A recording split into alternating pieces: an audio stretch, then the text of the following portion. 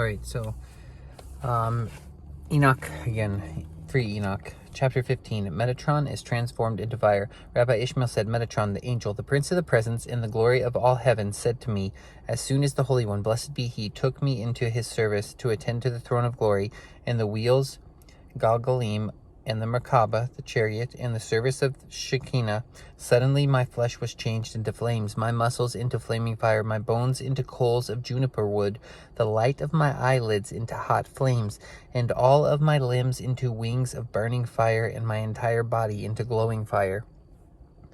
It says Galgalim, sometimes spelled Galgalim, are a high-ranking order of angels, the equivalent of seraphim. They are metaphorically called the wheels of the Merkabah and are considered the equivalent of the Orphanim. It says cherubim. Galgalim is Hebrew for wheels. And on, oh yeah, there was already a note earlier about that, wasn't there? Gosh, I thought there was. Because I mentioned Gilgal, where they stayed, because it means rolling or something like that. I don't know. Anyway, and on my right, flames were burning and dividing, and on my left, staves of wood were burning around me in the winds. Were burning around me. The winds of storms and tempests were blowing, and in front of me and behind me was roaring thunder, accompanied by earthquakes. Says chapter 15b. This chapter does not occur in all manuscripts. It seems to be in a later edition. Rabbi Ishmael said to me, Metatron, the prince of the presence, and the prince ruling over all the princes, stands before him who is greater than all the Elohim, and he enters under the throne of glory, and he has a great dwelling of light on high, and he brings into existence the fire of deafness, and places it in the ears of the holy Hayot, so that they cannot hear the voice of the word that sounds from the mouth of the divine majesty. So this may indicate that he goes into the Holy of Holies, where he worships and has his own sanctuary. The idea of more than one Elohim is not new. It is addressed in Psalm 82, a psalm of Asaph. God stands in the council of the gods. All right, so it's just reciting the psalm. This section seems to preserve a fragment of a book called The Ascension of Moses. The Hasmol, or Cosmol, is the highest point of heaven. It is like a zenith line out of which a window opens. And when Moses ascended on high, he fasted 121 fasts, until the places where the Hasmol live were opened to him. And he saw that the place was as white as a lion's heart. And he saw the companies of the host round about him, which could not be counted, and they wished to burn him. But Moses prayed for mercy, first for Israel and then for himself. And he who was sitting on the Merkabah opened the windows above the heads of the cherubim, and a host of 1,800 helpers, along with the prince of the presence, Metatron, all went out to meet Moses. They took the prayers of Israel and placed them like a crown on the head of the Holy One, blessed be he. They said, I guess it's supposed to be then. Then they said, Hear, O Israel, the Lord our God is one Lord. And their face were shining, and they rejoiced over Shekinah. And they said to Metatron, What are these? And to whom do they give all honor and glory? And they answered, To the glorious Lord of Israel. And they spoke, Hear, O Israel, the Lord our God is one Lord. To who else shall be given this abundance of honor and majesty but to you, Yahweh, the divine majesty, the King, the living and eternal one? In that moment, Akatriel Yah Yehod Sebaot, a name of the Most High, spoke and said to Metatron, the prince of the presence, and said, Let no prayer that he prays before me return to him empty. Hear his prayer and fulfill his desire, whether it is great or small. Then Metatron, the prince of the presence, said to Moses, Son of Amram, do not be afraid. God delights in you. He asks you what you desire from the glory and majesty. Your face shines from one end of the world to the other. But Moses answered him, I fear that I should bring guiltiness upon myself. Metatron said to him, Receive the letters of the oath, which makes a covenant that cannot be broken. This is a note. Metatron is moving through time, and from the time of Moses, the letters make up the divine names which are eternal. Chapter 16. This continues the additional material.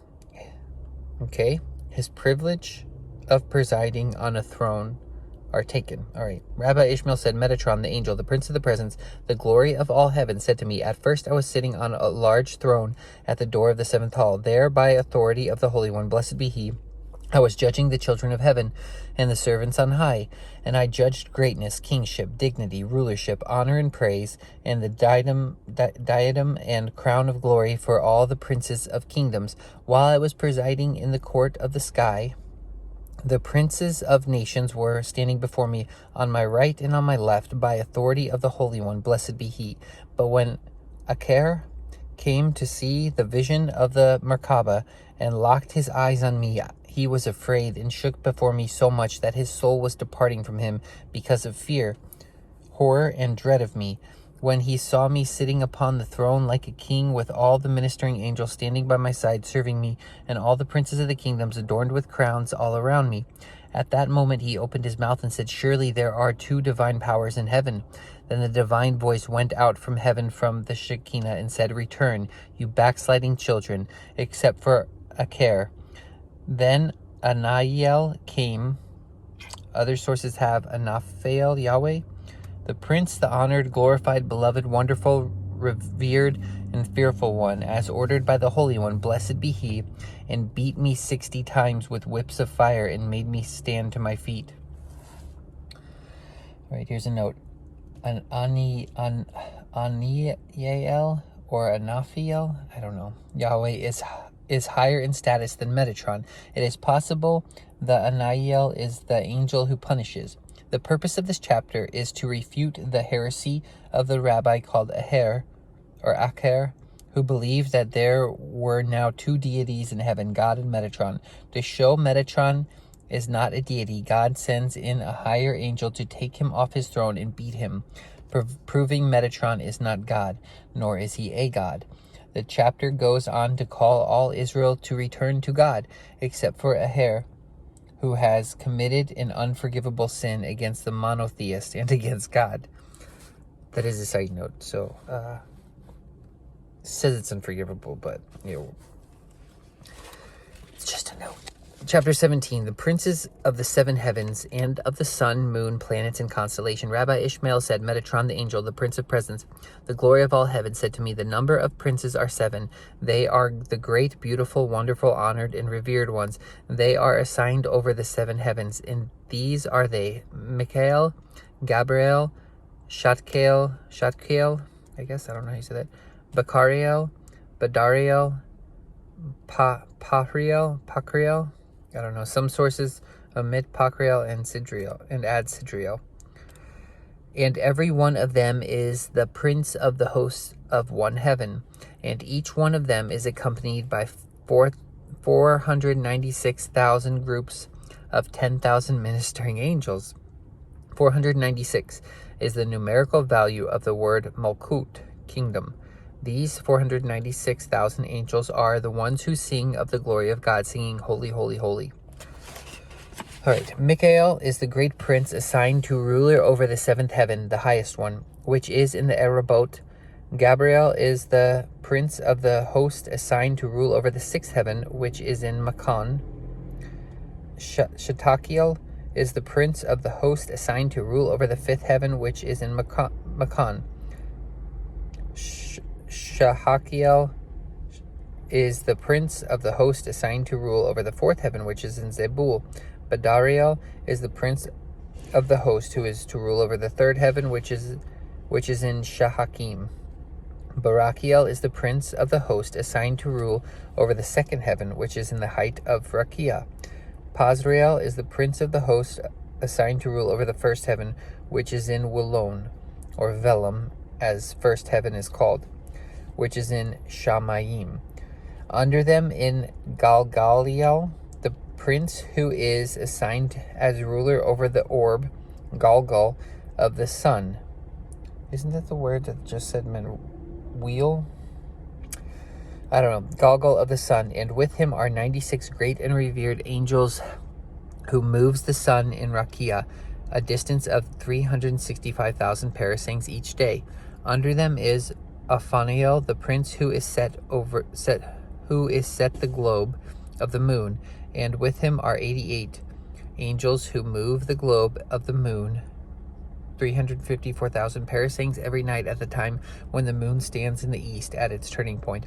And the moon is situated in the east at its turning point in the 15th day of every month. Under them is Rahatiel, the prince who is appointed to rule over the constellations. He is accompanied by 72 great and revered angels. And why is he called Rahatiel? Because he makes the stars run in their orbits and courses, which is 339,000 parasangs every night from the east to the west, and from the west to the east. The Holy One, blessed be he, has made a tent for all of them, for the sun, the moon, the planets, and the stars, and they travel in it at night, from the west to the east. Under them is Kokbiel, the prince who is assigned to rule over all the planets, and with him are 365,000 groups of 10,000 ministering angels, great and revered ones who...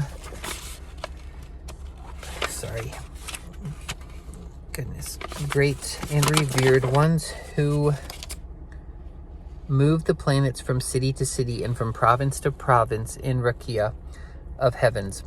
And ruling over them are 72 princes of nations on high, corresponding to the 72 nations of the world, and all of them are crowned with crowns of royalty, and clothed in royal crowns and wrapped in royal robes, and all of them are riding on royal horses and holding royal scepters in their hands. In front of each of them, when he is traveling in Rakia, royal servants are running with great glory and majesty, just as on earth the princes are traveling in chariots with horsemen and great armies, and in glory and greatness with praise, song, and honor. Chapter 18. Oh, man. The order of ranks of the angels is established by the homage. Rabbi Ishmael said, Metatron the angel, the prince of the presence, and the glory of all heaven, said to me, the angels of the first heaven, when they see their prince, they dismount from their horses and bow themselves. And the prince of the first heaven, when he sees the prince of the second heaven, he dismounts, removes the glorious crown from his head, and bows himself to the ground. The prince of the second heaven, when he sees the prince of the third heaven, he removes the glorious crown from his head and bows himself to the ground. The prince of the third heaven, when he sees the prince of the fourth heaven, removes his glorious crown from his head and bows himself to the ground. The prince of the fourth heaven, when he sees the prince of the fifth heaven, removes his glorious crown from his head and bows himself to the ground. The prince of the fifth heaven, when he sees the prince of the sixth heaven, he removes the glorious crown from his head and bows himself to the ground. And the prince of the sixth heaven, when he sees the prince of the seventh heaven, he removes the glorious crown from his head and bows himself to the ground. And the prince of the seventh heaven, when he sees the 72 princes of kingdoms, he removes the glorious crown from his head and bows himself to the ground. This is the number 70 appears, as does the number 72. It is possible the difference can be explained by the 70 angels along with 2 leaders, such as Michael and Samael. In the following section, the names of the angels do not follow their function. As in the prior portion of the book, the names are obscure, and it is difficult to understand their meanings. The expression bows himself to the ground and bow themselves likely indicates a complete kneeling position with the head touching the earth. And the 72 princes of kingdoms, when they see the doorkeepers of the first hall in the Arabothrakia in the highest heaven, they remove the royal crown from their head and bow themselves. And the doorkeepers of the first hall, when they see the doorkeepers of the second hall, they remove the glorious crown from their head and bow themselves. The doorkeepers of the second hall, when they see the doorkeepers of the third hall, they remove the glorious crown from their head and bow themselves. The doorkeepers of the third hall, when they see the doorkeepers of the fourth hall, they remove the crown from their head and bow themselves. The doorkeepers of the fourth hall, when they see the doorkeepers of the fifth hall, they remove the glorious crown from their head and bow themselves. The doorkeepers of the fifth hall, when they see the doorkeepers of the sixth hall, they remove the crown from their head and fall to their face. The doorkeepers of the sixth hall, when they see the doorkeepers of the seventh hall, they remove the glorious crown from their head and bow themselves. And the doorkeepers of the seventh hall, when they see the 4 great princes, the honored ones who are appointed over the 4 camps of Shekinah, remove the crowns of glory from their heads and bow themselves. And the 4 great prince, when they see Taghas, the prince, great and honored, with song and praise. At the head of all the children of heaven, they remove the glorious crown from their head and bow themselves. And Tagas, the great and honored prince, when he sees Baratael, the great prince of 3 fingers in the height of Erebot, the highest heaven, he removes the glorious crown from his head and bows himself to the ground. So note, to derive 3 fingers in height, hold your hand out at arm's length with 3 fingers held out horizontally in front of your eyes. This is the measurement. Okay? And Baratael, the great prince, when he sees Hamon, the great prince, the fearful and honored, beautiful and terrible, he who makes all the children of heaven to shake, when the time draws near that is set for the saying of the thrice holy, he removes the glorious crown from his head and bows himself to the ground. For it is written, at noise of the confusion, at the anxious preparation of the salutation of holy, holy, holy, the people are fled. At the lifting up of yourself, the nations are scattered. And Hamon, the great prince, when he sees Tutresiel,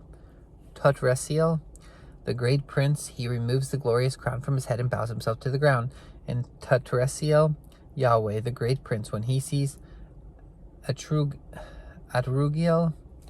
the great prince, he removes the glorious crown from his head and bows himself to the ground. And Atrugiel, the great prince, when he sees Naarariel,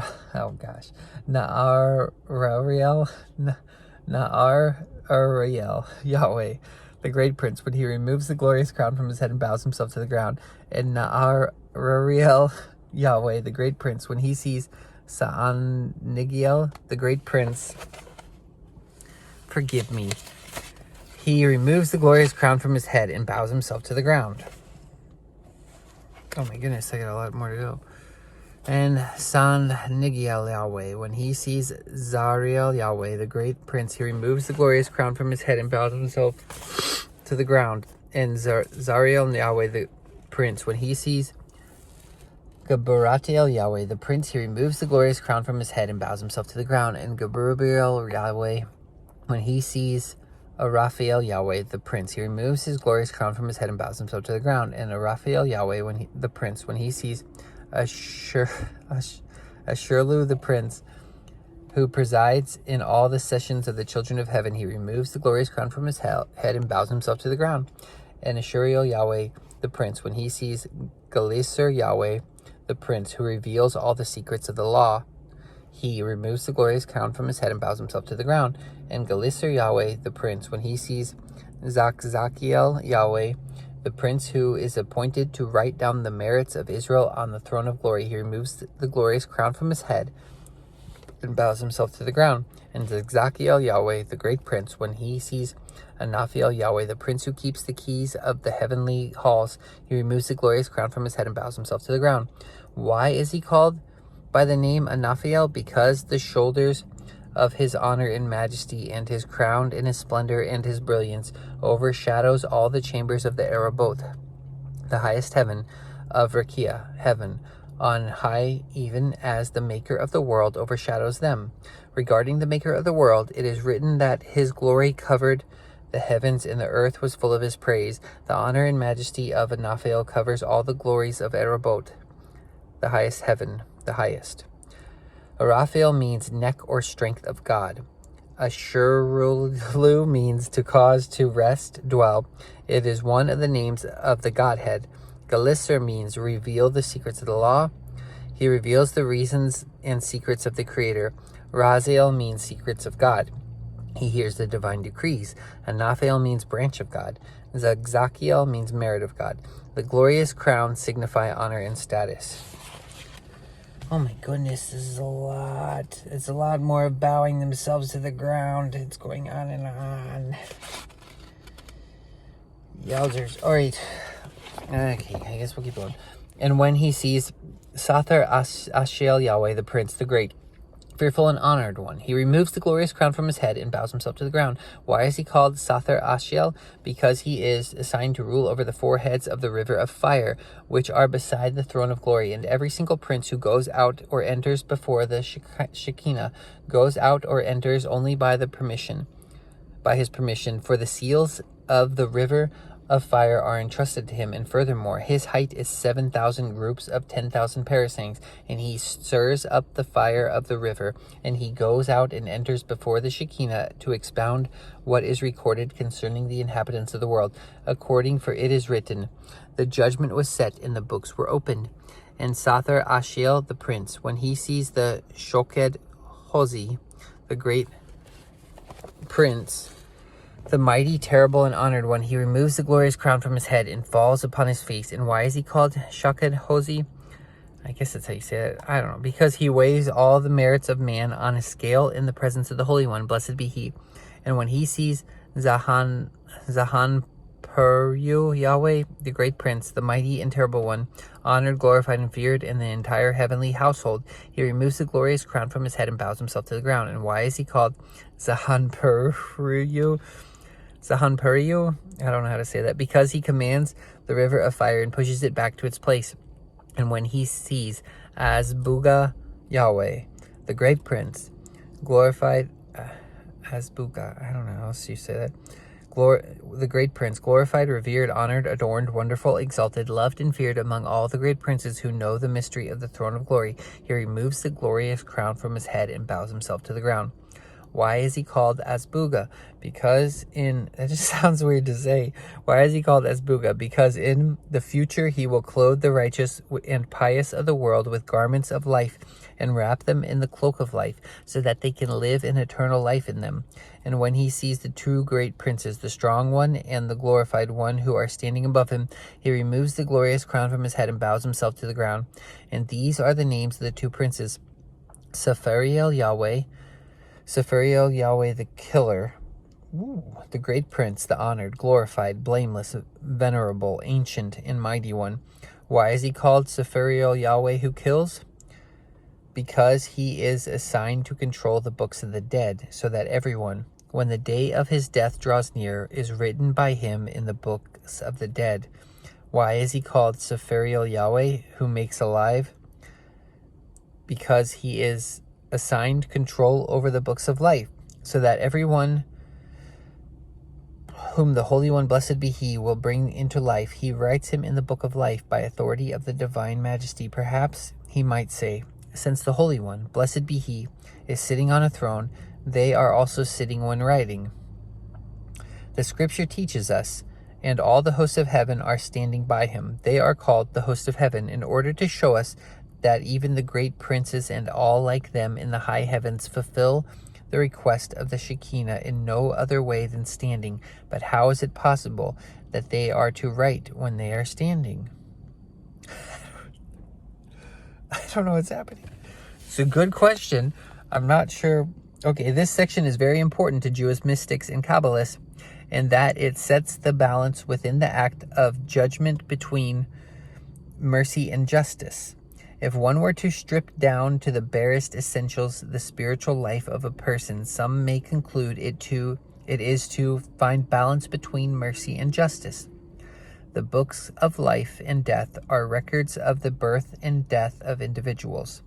This is not the same as the book of life referred to in the Bible, which contains the names of the righteous. Okay, was that very important? I guess so. All right.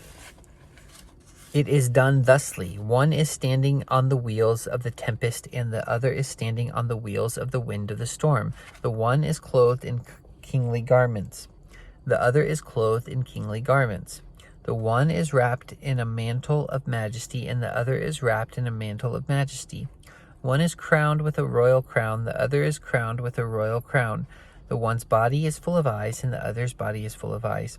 One looks like lightning, and the other looks like lightning. The eyes of the one are like the sun in its power, and the eyes of the other are like the sun in its power. The one's height is the height of the seven heavens, and the other's height is the height of the seven heavens. The wings of the one are as the other's height. The wings of the one are as many as the days of the year, and the wings of the other are as many as the days of the year.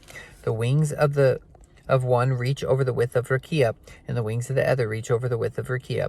The lips of one look like the gates of the east, and the lips of the other look like the gates of the east. The tongue of the one is as high as the waves of the sea, and the tongue of the other is as high as the waves of the sea. From the mouth of the one a flame proceeds, and from the mouth of the other a flame proceeds. From the mouth of the one lightning is emitted, and from the mouth of the other lightning is emitted. From the sweat of one fire is kindled, and from the sweat of the other fire is kindled. From the one's tongue a torch is burning, and from the tongue of the other a torch is burning.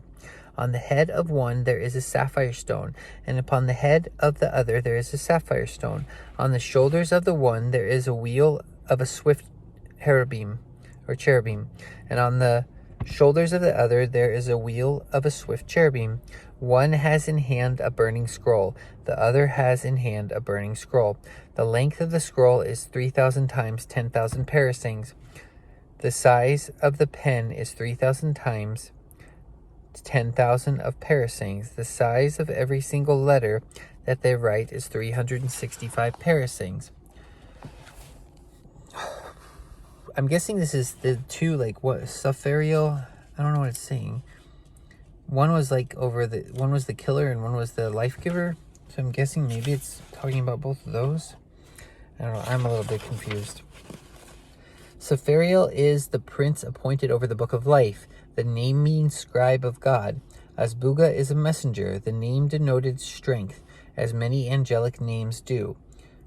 Zahan Puriu means the face of fear. To be full of eyes is a symbol of omniscience. Eastern gates were large, tall structures. The two symbolic uses of fire are destruction and purification. So, yeah, those were just notes at the end of the chapter. I'm not really sure. I was a little bit confused by that, and I'll probably stop here, though. Yeah, hopefully if you're listening, you're tracking better than I am. I might have to listen back because I'm not sure why I was doing that. Anyway, thanks for listening.